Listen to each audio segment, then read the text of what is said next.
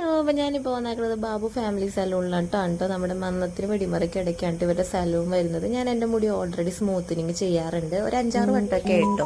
പക്ഷേ എൻ്റെ മുടി ഭയങ്കരമായിട്ട് ഡ്രൈ ആൻഡ് ഫ്രിസ്നെസ് ഒക്കെ ആയിരുന്നു കേട്ടോ. സ്മൂത്തനിങ് ചെയ്തതിൻ്റെ എഫക്റ്റ് ആയിട്ടായിരിക്കാം. അപ്പോൾ അത്യാവശ്യം മുടി വളരെയും ചെയ്തു. ഞാൻ കഴിഞ്ഞ ഡിസംബറിലാണ് സ്മൂത്തനിങ് ചെയ്തത്. അപ്പോൾ ഞാനിപ്പോൾ എന്തായാലും ഒരു ട്രീറ്റ്മെൻറ്റ് ചെയ്യാമെന്ന് വിചാരിച്ചു ഹെയറിൽ. അപ്പോൾ ഞാൻ ആദ്യം ചൂസ് ചെയ്തത് നമ്മുടെ ബാബു ഫാമിലി സലൂണിനാണ് കേട്ടോ. ഞാൻ ഇവരെ വിളിച്ച് കോൺടാക്ട് ചെയ്തപ്പോൾ നമുക്ക് നല്ല ബഡ്ജറ്റ് ഫ്രണ്ട്ലി ആയിട്ട് തന്നെ ഇത് ചെയ്ത് തരാമെന്നും പറഞ്ഞായിരുന്നു കേട്ടോ.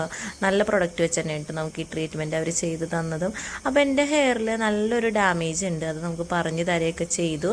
നല്ല ഒറിജിനൽ പ്രൊഡക്റ്റ് വെച്ച് തന്നെ നമുക്ക് അതിൻ്റെ ആ ഒരു ട്രീറ്റ്മെൻറ്റ് അവർ ചെയ്ത് തരുകയും ചെയ്യുന്നുണ്ട്. വന്നപ്പോൾ തന്നെ ഹെയറൊക്കെ നല്ലോണം വാഷ് ചെയ്ത് ചെറിയൊരു കട്ടൊക്കെ ചെയ്തിട്ട് ഹെയർ എന്നിട്ട് പിന്നെ അവരുടെ ബട്ടർപ്ലാസ്റ്റിയുടെ ക്രീമൊക്കെ അപ്ലൈ ചെയ്തു കുറച്ച് നേരം നമ്മൾ വെയിറ്റ് ചെയ്യാനിരിക്കുന്നുണ്ട്. അപ്പോൾ ഇതാണ് ഇവരുടെ ഷോപ്പ് വരുന്നത്. എല്ലാവിധ സർവീസും നമ്മുടെ ഇവരുടെ ഷോപ്പിൽ അവൈലബിൾ ആണ് കേട്ടോ.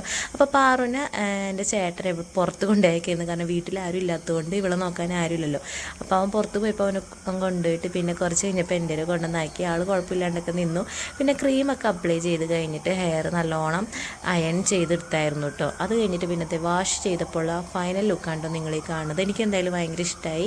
അപ്പോൾ നിങ്ങൾക്കും ഇതേപോലെ എന്തെങ്കിലും ബട്ടർപ്ലാസ്റ്റി ഹെയർ ട്രീറ്റ്മെൻറ്റ് ചെയ്യാം. അപ്പോൾ പാറുത ഇവരായിട്ട് നല്ലോണം കമ്പനിയുമായിരുന്നു കേട്ടോ, കുഴപ്പമൊന്നും ഉണ്ടായിരുന്നില്ല. അപ്പോൾ ഇതാണ് കേട്ടോ അവരുടെ സലൂൺ വരുന്നത്. ബാബു ഫാമിലി സലൂണിലാണ് കേട്ടോ പേര്. അപ്പോൾ നിങ്ങൾക്ക് ഇതേപോലത്തെ ട്രീറ്റ്മെൻറ്റ് ചെയ്യണമെങ്കിൽ ഇവരെ കോൺടാക്ട് ചെയ്യാം കേട്ടോ.